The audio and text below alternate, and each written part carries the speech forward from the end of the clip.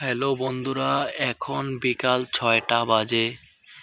দেখো গ্রামে কত সুন্দর লাগছে।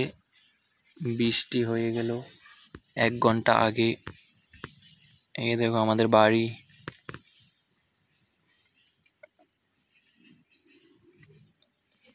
দেখেছো? আর এই সাইডে দেখো, এদিকটা দেখো একটু অন্ধকার হয়ে যাচ্ছে। দেখো ছাগলগুলা চড়ছে।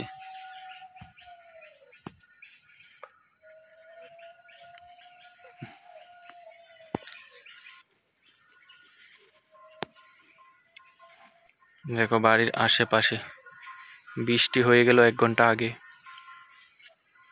দেখো